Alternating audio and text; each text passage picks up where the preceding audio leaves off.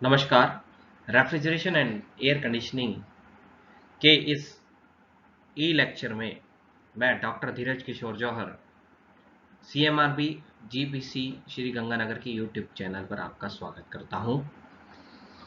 इस लेक्चर में जो कंटेंट हम कवर करेंगे वो है डेफिनेशन ऑफ रेफ्रिजरेशन यानी रेफ्रिजरेशन की परिभाषा, concept of heat engine, heat pump and refrigerator यानी हीट इंजन, हीट पंप और रेफ्रिजरेटर का कॉन्सेप्ट तथा हीट इंजन, हीट पंप और रेफ्रिजरेटर में तुलना, ये टॉपिक्स हम इस लेक्चर में कवर करेंगे।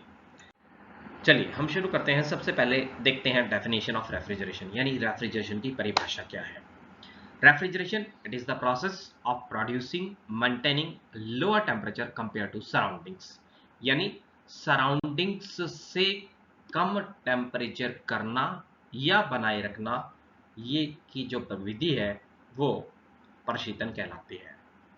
एक साधारण से एग्जाम्पल से समझने की कोशिश करते हैं। मान लीजिए ये हमारा कोई स्पेस है, स्थान है। इस बंद स्थान का तापमान मान लीजिए 30 डिग्री सेंटीग्रेड है।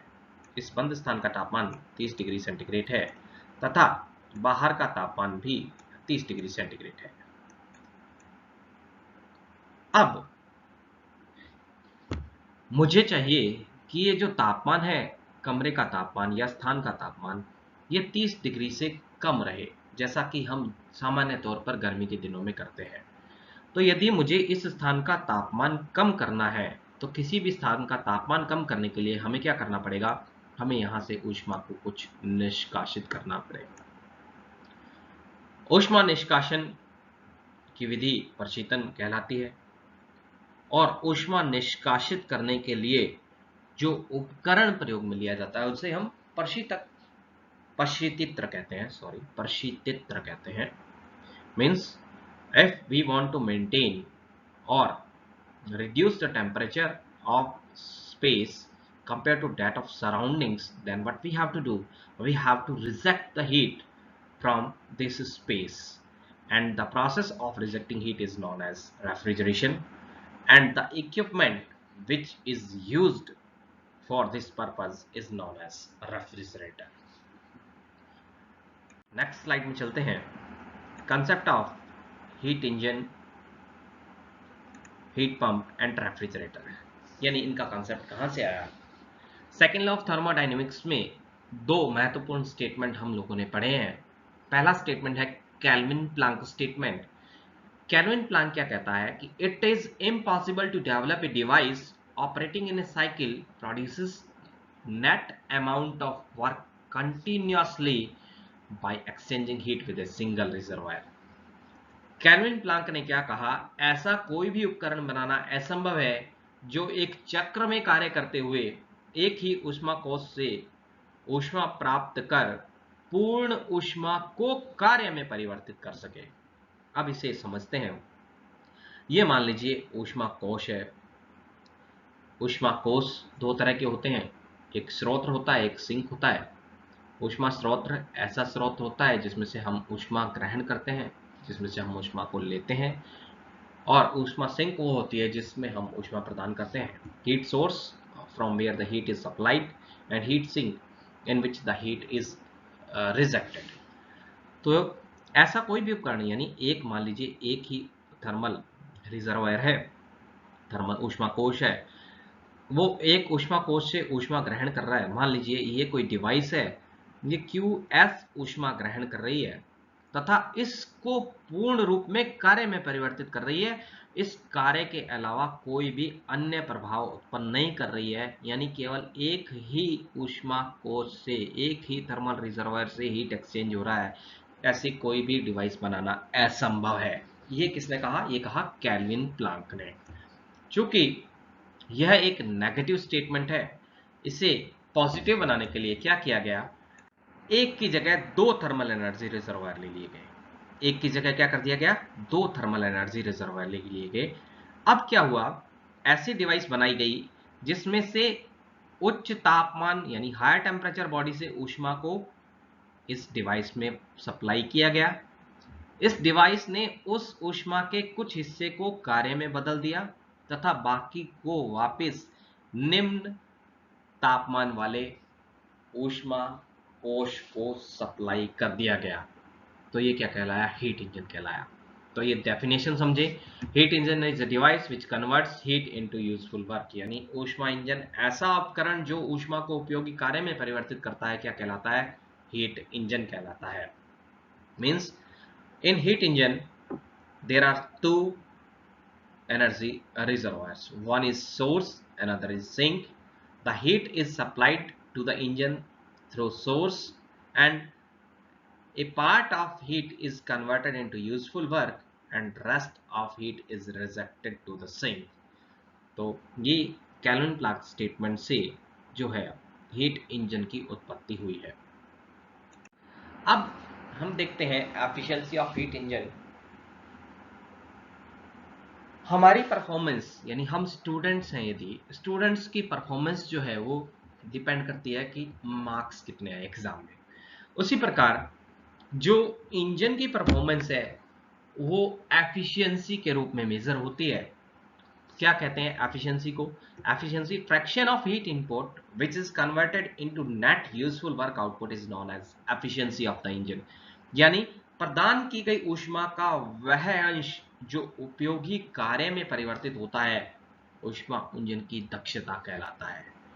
तो हम सिंपल भाषा में किसी भी चीज की दक्षता जो लिखते हैं वो हम लिखते हैं आउटपुट अपॉन इनपुट, यानी यहां पर जो आउटपुट है वो हमें कार्य प्राप्त हो रहा है और इनपुट जो है वो हमें QH यानी ऊष्मा प्रदान कर रहे हैं। तो हमने यहाँ पे दक्षता की परिभाषा लिखी, कृत कार्य बटा प्रदत्त ऊष्मा, work input work output upon heat input. तो एफिशिएंसी को हमने लिखा एफिशिएंसी बराबर W अपॉन QH। अब यहाँ पर W अपॉन QH को समझिए। यहाँ पर मान लीजिए ये हमारी इंजन है, इस इंजन पर हम एनर्जी बैलेंस अप्लाई करना चाहते हैं। तो एनर्जी बैलेंस अप्लाई करने के लिए इंजन में प्रवेश करने वाला, इंजन में क्या प्रवेश कर रहा है? केवल और केवल QH को एक तरफ लिख लेते हैं, यानी प्रदान की गई ऊष्मा, और इस इंजन से जो कुछ निकल रहा है उसको एक तरफ लिखते हैं। इंजन से क्या क्या निकल रहा है? इंजन से एक तो निकल रहा है QH, QL हीट रिजेक्ट कर रहा है, और एक निकल रहा है W। अब यदि हम यहाँ पर ऊर्जा संतुलन लगाएं तो ऊर्जा संतुलन के हिसाब से प्रदान की गई ऊष्मा यानी heat input is equal to output of all the energy और वर्क W प्लस QL। तो यहां से यदि मैं W की वैल्यू निकालूं तो W बराबर आता है QH माइनस QL। तो W बराबर QH माइनस QL। अब इस W की जगह यदि मैं रख दूं वैल्यू QH माइनस QL, तो यहाँ पर एफिशिएंसी आ गई QH minus QL upon QH। QH से QH कैंसिल हो गया, तो एफिशिएंसी आई 1 माइनस QL अपॉन QH। ये किसी भी इंजन की दक्षता होती है, ये इंजन की दक्षता का फॉर्मूला है।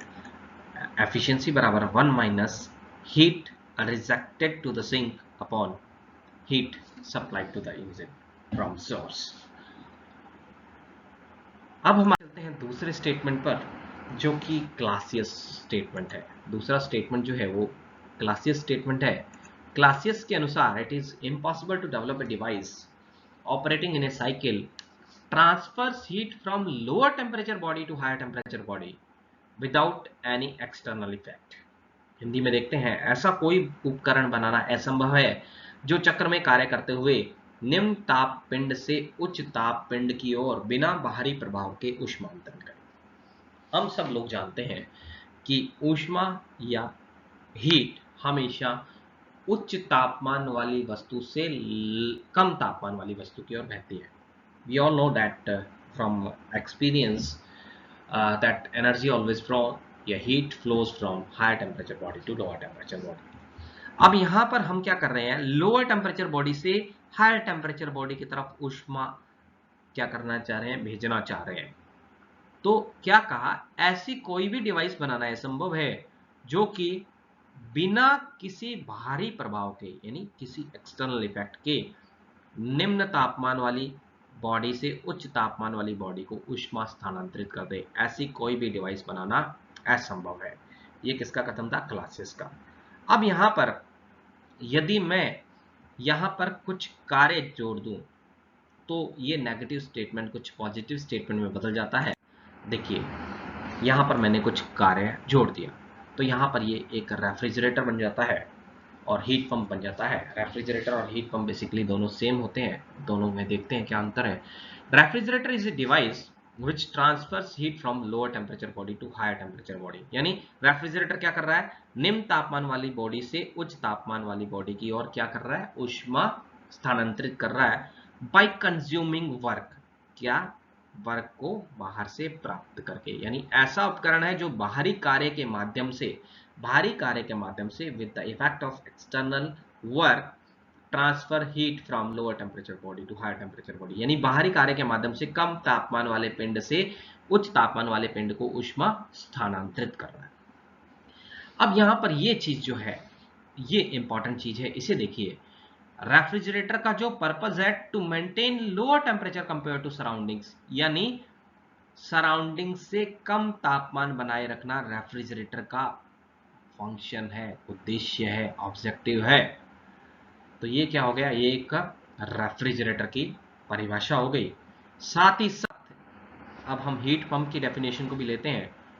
Heat pump is a device which transfers heat from lower temperature body to higher temperature body by consuming work. देखिए यहां तक की डेफिनेशन सेम है, अंतर क्या है? To maintain higher temperature compare to surroundings. यानी इस हीट पंप का जो उद्देश्य है वो सराउंडिंग से ज्यादा टेम्परेचर बनाए रखना है। रेफ्रिजरेटर का क्या था? सराउंडिंग से कम टेम्परेचर बनाए रखना है, और यहां पर हीट पंप का क्या है? सराउंडिंग से ज्यादा टेम्परेचर बनाए रखना। ऐसा उपकरण जो बाहरी कार्य के माध्यम से कम तापमान वाले पिंड से उच्च तापमान वाले पिंड को ऊष्मा स्थानांतरित करता है आसपास के तापमान की तुलना से अधिक तापमान बनाए रखने के लिए। तो ये हमारा क्या कहलाता है? हीट पंप कहलाता है। जैसा हमने देखा था इंजन की परफॉर्मेंस जो है वो एफिशिएंसी के रूप में मेजर की जाती है। यहाँ पर हीट पंप और रेफ्रिजरेटर की एफिशिएंसी के लिए एक टर्म आती है कोएफिशिएंट ऑफ परफॉर्मेंस। यानी efficiency of heat pump and refrigerator is expressed in terms of COP, coefficient of performance. Coefficient of performance is defined as desired effect to the work input. Hindi में कहते हैं निष्पादन गुणांक। ऊष्मा pump तथा प्रशीतित्र की दक्षता निष्पादन गुणांक के रूप में प्रदर्शित की जाती है, जिसे हम कहते हैं प्रभावी प्रभाव तथा कृत कार्य के अनुपात को निष्पादन गुणांक कहते हैं। यहां पर हमने दोनों COP की हिंदी और इंग्लिश में डेफिनेशन लिखी है। COP is equal to desired effect upon work input. COP is equal to प्रभावी प्रभाव बटे कृत कार्य। अब यहां पर दोनों हीट पंप और रेफ्रिजरेटर दोनों के हमारे पास डायग्राम है। देखिए बनावट में, डिजाइन में कोई अंतर नहीं है, केवल अंतर कहाँ रहता है? डिजायर्ड इफेक्ट, प्रभावी प्रभाव का। हीट पंप के अंदर जो मुख्य उद्देश्य है वो उच्च तापमान बनाए रखना है। यानी our focus is to maintain higher temperature compare to the surroundings. यानी वहां पर हीट पंप के अंदर हम किस स्थान की तरफ ज्यादा ध्यान केंद्रित कर रहे हैं? हायर टेम्परेचर जोन पर। तो जो प्रभावी प्रभाव है वो यहाँ पर QH हो जाता है।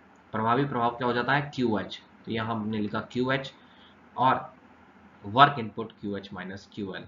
जबकि रेफ्रिजरेटर के अंदर हमारा जो फोकस है वो किस पर है? लोअर टेम्परेचर पर है। हम वातावरण से कम तापमान बनाए रखना चाहते हैं, तो ये रेफ्रिजरेटर की COP के लिए यहाँ पर जो प्रभावी प्रभाव है ये QL हो जाता है, लोअर टेम्परेचर बॉडी हो जाता है। तो COP ऑफ रेफ्रिजरेटर बराबर QL upon QH minus QL।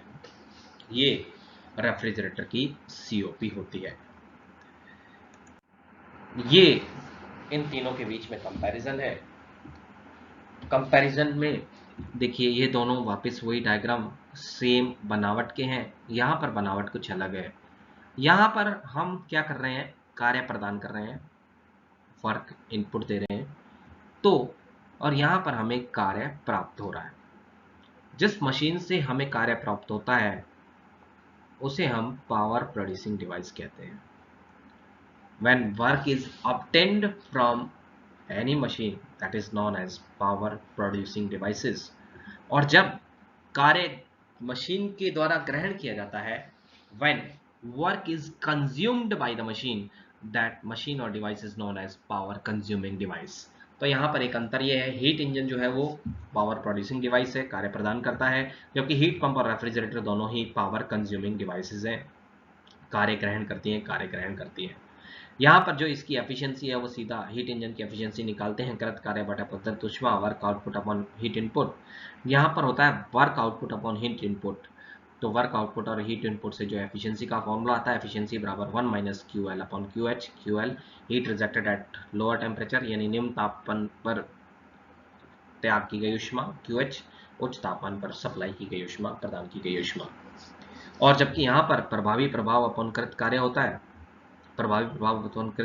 है, हीट पंप में जो है प्रभावी प्रभाव उच्च तापमान वाली बॉडी की तरफ हमारा ध्यान केंद्रित होता है। तो सीओपी ऑफ हीट पंप बराबर Q H upon Q H minus Q L, और सीओपी ऑफ रेफ्रिजरेटर बराबर Q L upon Q H minus Q L होता है। अब हीट पंप और रेफ्रिजरेटर को और अच्छी तरह से समझने के लिए एक एग्जांपल लेते हैं। मान लीजिए हमारा एक रूम है, दो रूम आपस में कनेक्टेड है। यहां पर समझते हैं, मान लीजिए ये हमारे दो रूम है,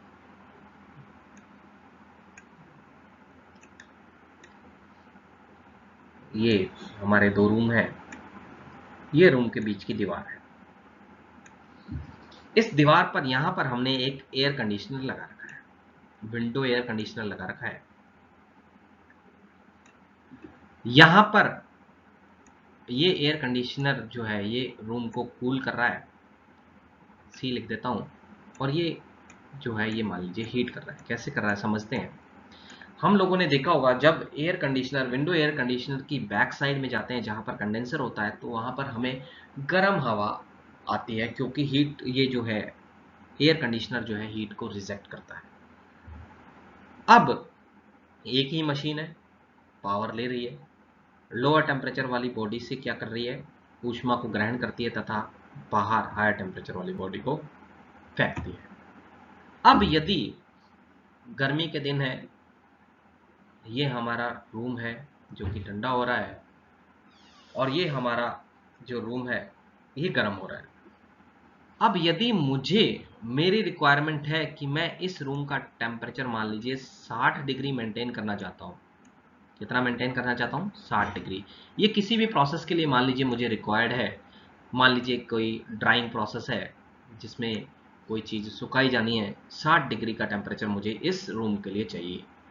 तो यदि मेरा ध्यान एयर कंडीशनर के होते हुए भी मेरा ध्यान यदि इस कमरे का तापमान 60 डिग्री करना है, इस कमरे का तापमान कितना करना है, मेरा ध्यान किस पर केंद्रित है, इस कमरे के तापमान को 60 डिग्री करने पर केंद्रित है, तो ये एयर कंडीशनर क्या कहलाएगा? हीट पंप कहलाएगा। और यदि मेरा ध्यान इस कमरे की कूलिंग करना है तो यह एक रेफ्रिजरेटर की तरह कार्य करेगा। ये इन दोनों में एक अंतर है। इस लेक्चर में हमने definition of refrigeration, concept of heat engine, heat pump और रेफ्रिजरेटर तथा इन तीनों के बीच में तुलना को पढ़ा। अगले लेक्चर में हम